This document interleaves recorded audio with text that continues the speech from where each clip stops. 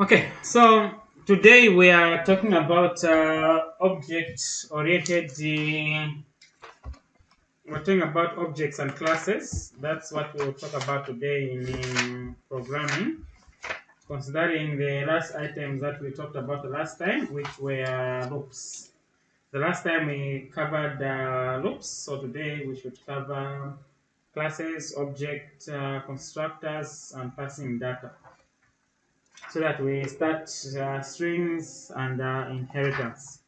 Hi. So I hope you guys you have the course layout, but I'll still take screenshots and I'll send. Now,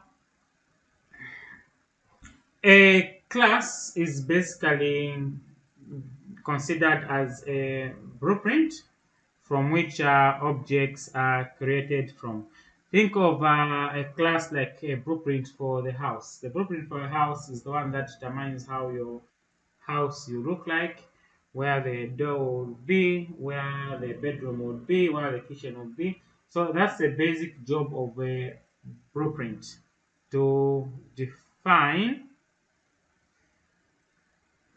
to define where items should be built from and how items should be built. So that is the basic principle of a class. Now, for you to build a class, you need constructors, you need methods, and also you need fields. Constructors are more like builders. They are the ones that are in charge of doing the actual building of the objects. The methods, the ones that determine the behavior of how the different items in a class would behave. If they're supposed to change color, it's a job of the methods to do that. If they're supposed to print to the screen, it's a job of the methods to do that. Supposed to receive input, it's the methods that do that. Then the fields are basically just the ones that define the state of the objects. Now, before we go very far, I've decided to share a small example. So what I'll just basically do, I'll post it so that you can run it in your IDEs. I hope your IDEs are ready this time.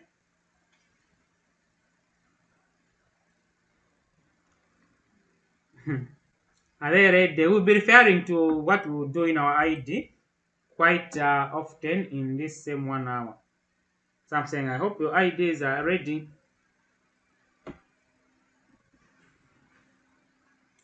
Madam, aren't we learning programming? Eh, so computer ni ready tevyo. Yeah, mayo ine. Is it on your tablet? Did you install Intel J? No, did you install this Anacode? Yeah, so you can still do this using in Anacode.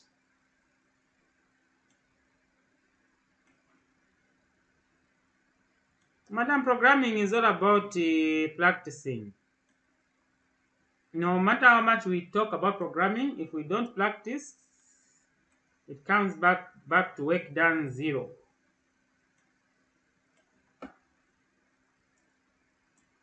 Okay, so what I'll do, I'll post this more message so that you can just copy and paste it in your IDEs, so that as we go along, we'll be referring back to it time. Are we together? Okay.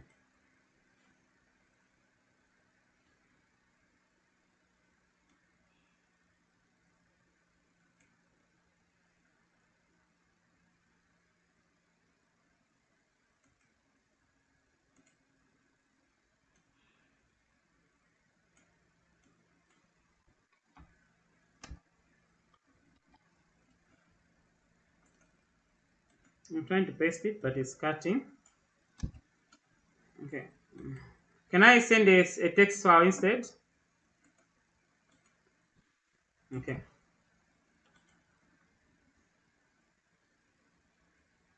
So I'll just name the text file objects and the classes.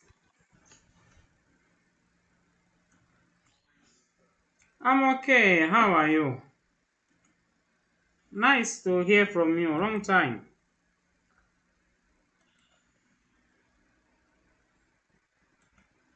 Okay. Have you seen the text file that I've posted?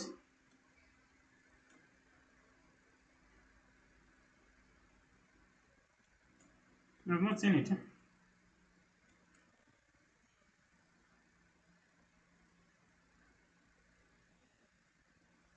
No, a papa chat open.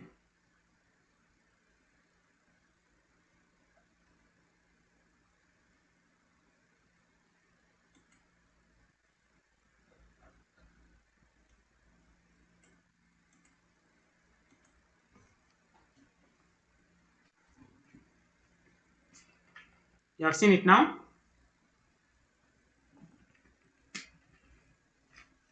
Open the chat.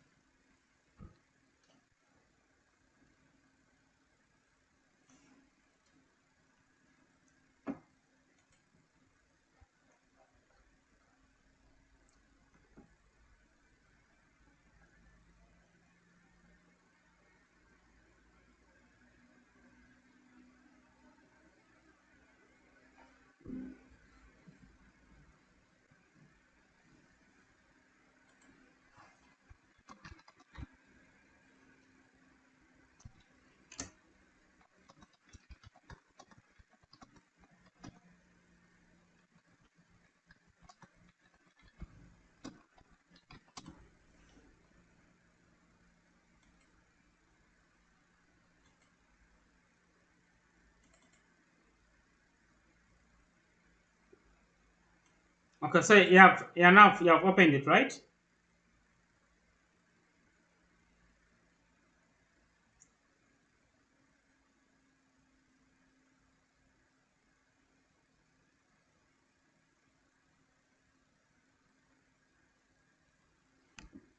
Okay, I assume you guys you have opened it. If you have any challenges running it, you let me know.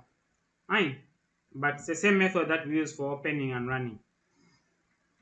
So in this same source code, you notice one thing. We have this here, which is the main methods.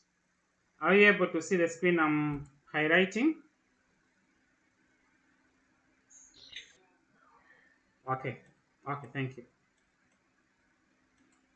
So this here is the many methods. Now, the main method does not necessarily participate in creating blueprints or creating objects. It is just uses whatever is available. Think of the main method as a person who has just come to rent your premises. Right? They usually don't participate in building, but they will participate in using your premises. Now, for you to build everything inside, we come and use a class, the blueprint. So this one that I've highlighted below, this is now the blueprint, the mini class. Right? Let me just expand the mini class. I've just expanded it. So this is the mini class, which is the blueprint for making our objects and methods. Now, inside the same mini blueprint, that's why now we have different types of constructors and a few methods. Right? Now, first things first, we have a constructor for the employee. So this constructor has a particular name. We'll come and look at the name later on. This is also another constructor here for the employee. We have this one is basically there to get a name. The other one is there to get a salary. This one is there to get an ID. And these ones which I've just highlighted, they are strings. Right? These are strings. Now, this this string, you'll notice that we have declared it private. From the string, we have another double, which has been declared the private. Then we have an integer, which has been declared the private. Then we have an integer, which has been declared as private, and static. So all these four variables here, we call them instant variables. So all these four variables, we call them instant variables. Now, the main reason why we call them instant variables is because they have been declared outside the methods. They have been declared outside the methods. That's why we refer to them as the instant variables. So from here now we have the method, which is using the private integer, and then another static method which is generating random numbers for our ID. Now this is, as we said earlier on, is just a blueprint. This is just a blueprint here. Now this blueprint is now being used by the many methods to carry out the function, to make usage of the blueprint. Right?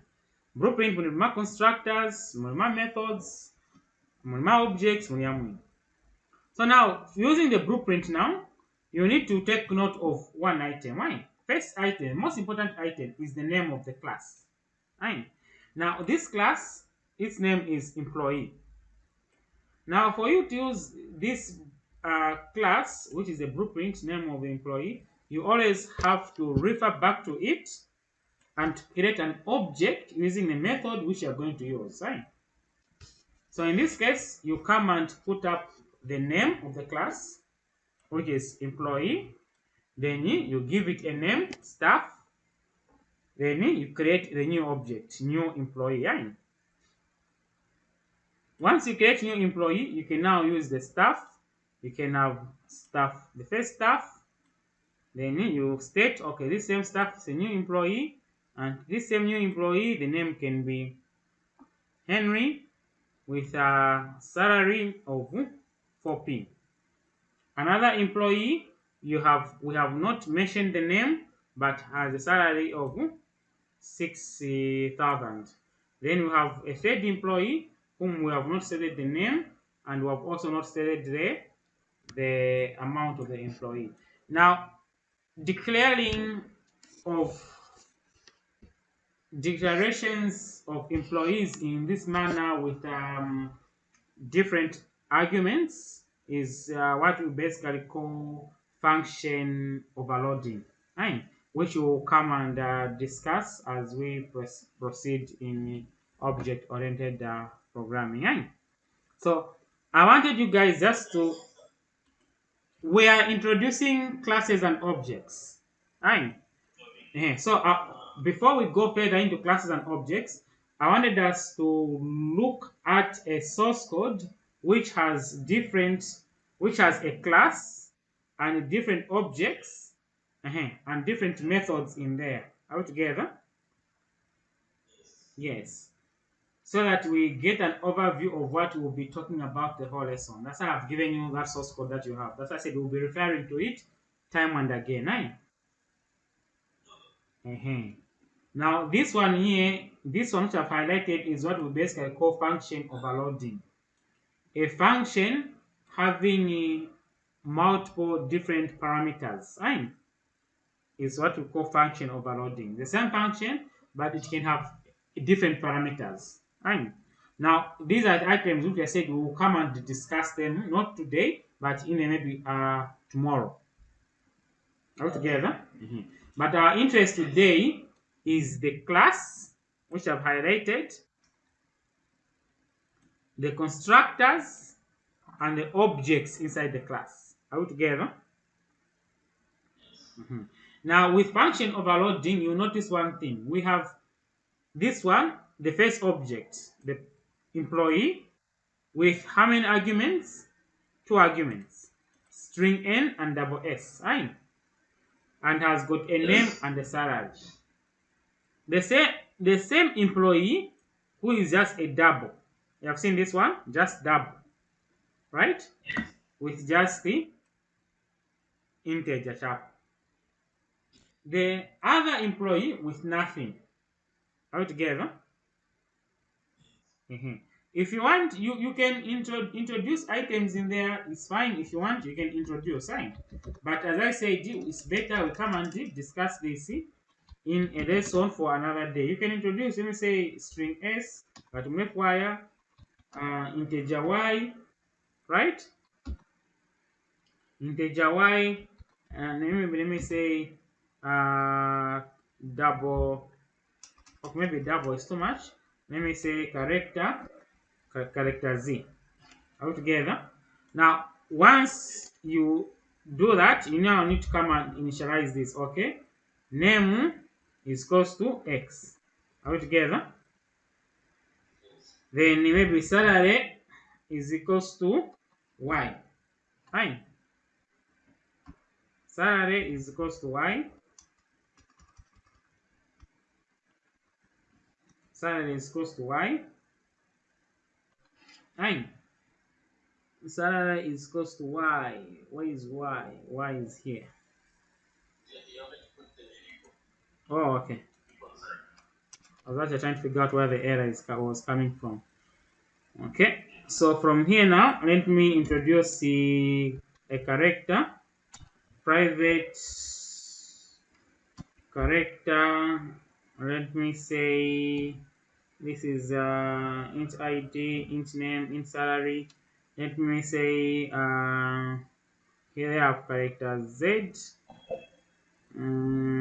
Character, which one can? Okay, let me just say d or c.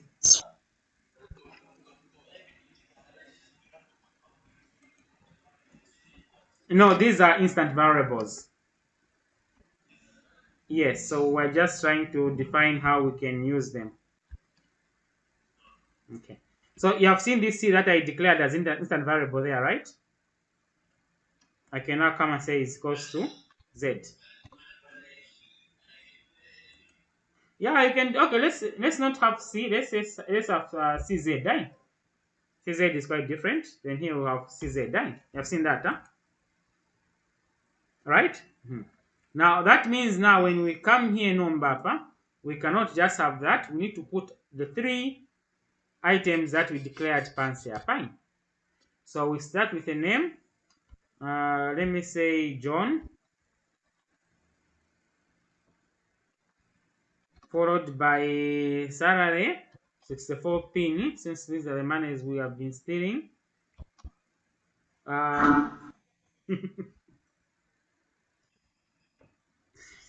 Character, we can, no, character just put F. Why are you laughing, sir? Okay, Faith. Yeah, Maseka, sir. Okay, so character, Faith. We put Faith. I'm having a new keyboard, so forgive me.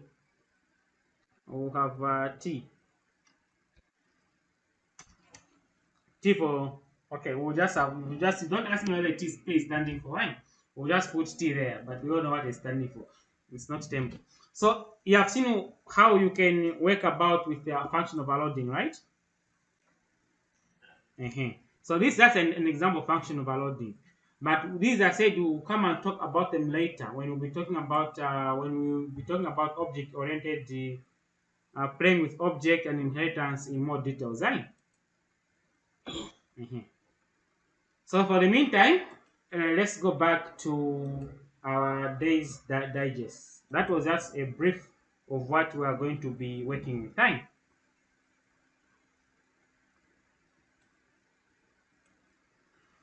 Okay, so this is basically the whole source code, which is in the PowerPoint. If you go down the PowerPoint under the comments, you'll find the source code there. So, what are the ingredients of the class? The ingredients of the class include the instant fields, initialization and constructors, methods, and the class modifiers. So for once you put up your class, your class, the next item is now to put up items that your class will be passing through. Right? So you can have string, a double, you can also have a date. Right? But remember, the moment you start using items like dates, you need to go back and use your utilities.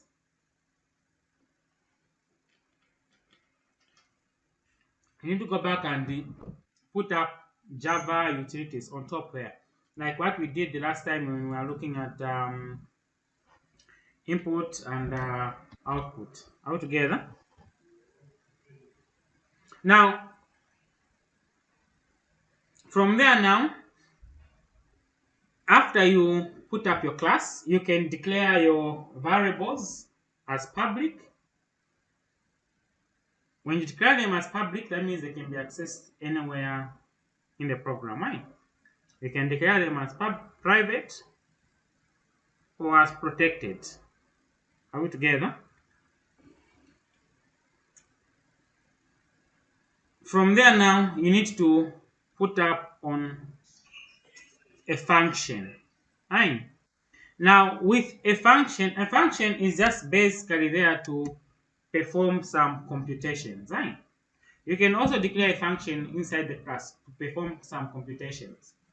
Now, we should always remember that for you to perform some computations, you need to have a way of passing parameters from the main method into the class.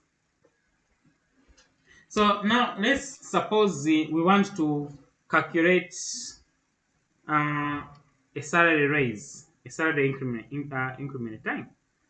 You simply get, if you declared a double, which is a raise, you get your double. Then from the double now, you pass the salary times the percentage.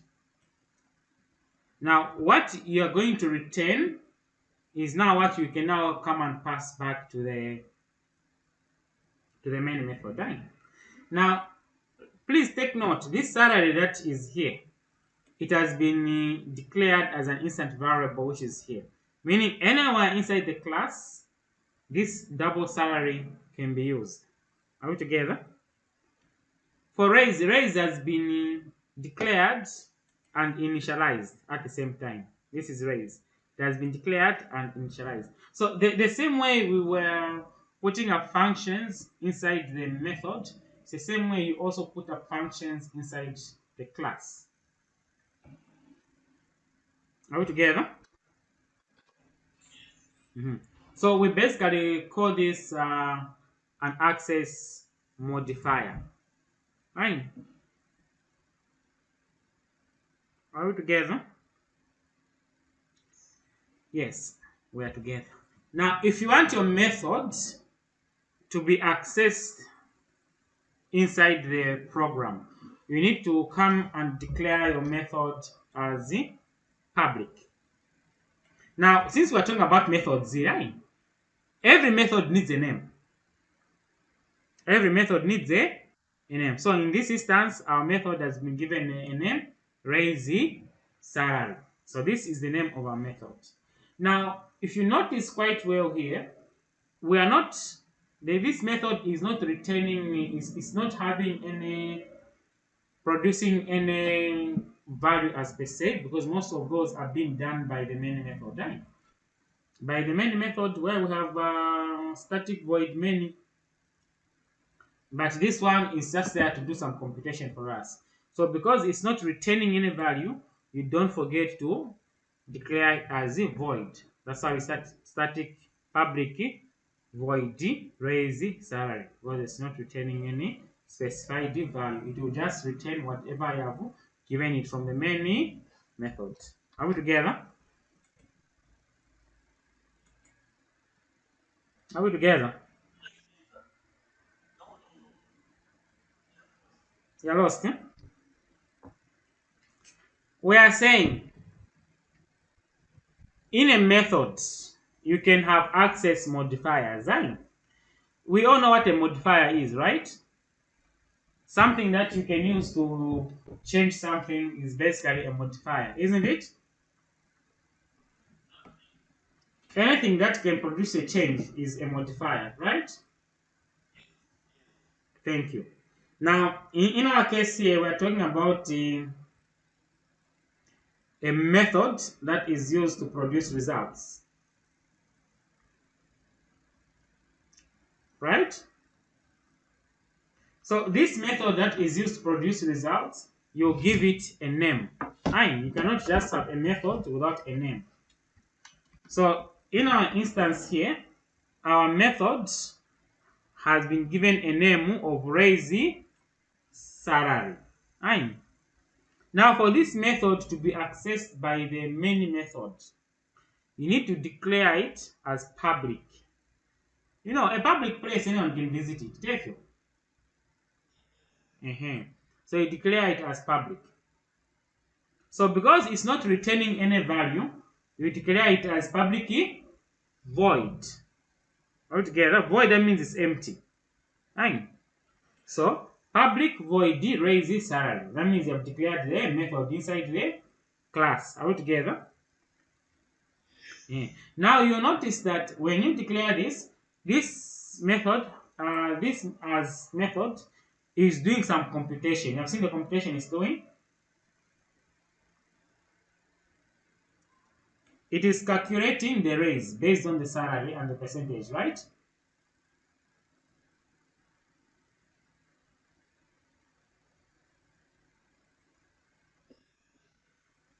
Have you seen what I've highlighted here below? The main method is calculating the salary together, the raise of the salary based on the current salary times the percentage raise. Are we together? Right? You can see? Can you see them now? You can't see anything highlighted on the screen. You highlighted in yellow. Okay. No, okay, let me change my markers, maybe.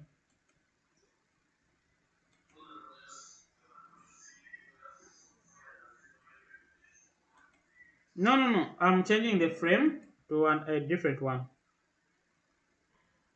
Mhm. Okay. Can you see this? You can't see it.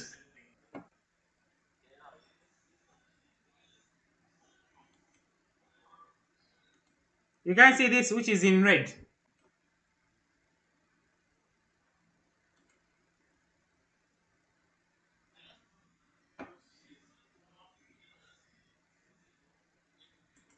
Okay. Let me just check my sharing options.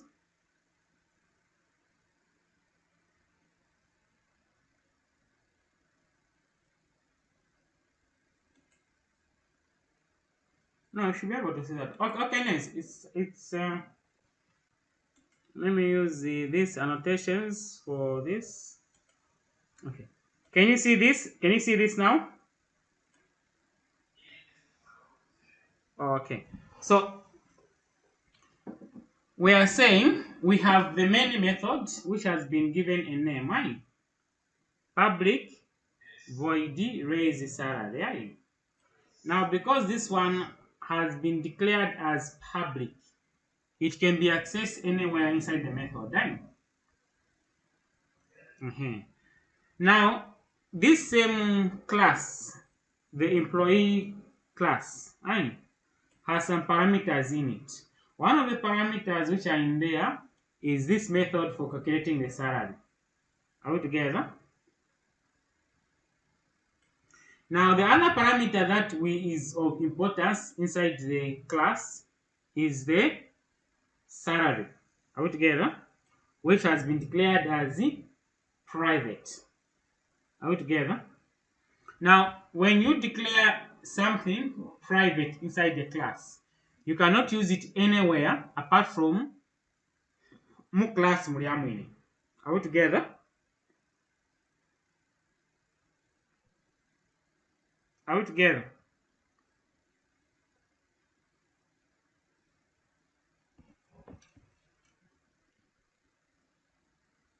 Ladies and gents, are we together here?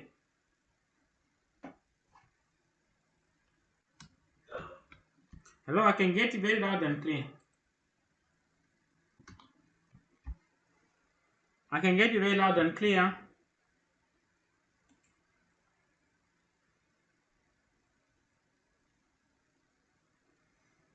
Okay, let's make progress. So the instant fields. So once you are putting up a class, in most instances when we are dealing with object-oriented programming, it's always important that inside a class we have methods that are methods or variables which are private and public. Now, whatever you declare public, that means it will be accessed anywhere inside the program, right?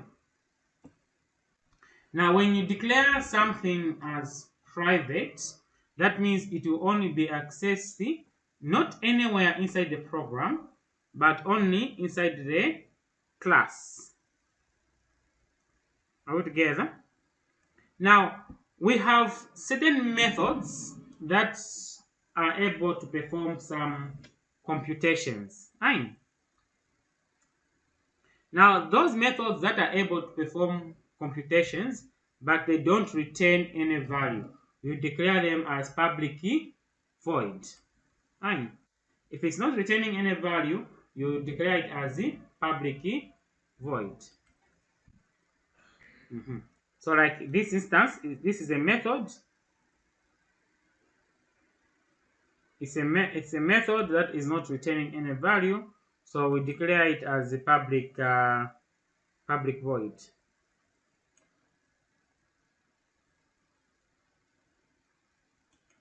This one. So it has been declared as public void because it's not returning any value as per se. Eh? This one, public void.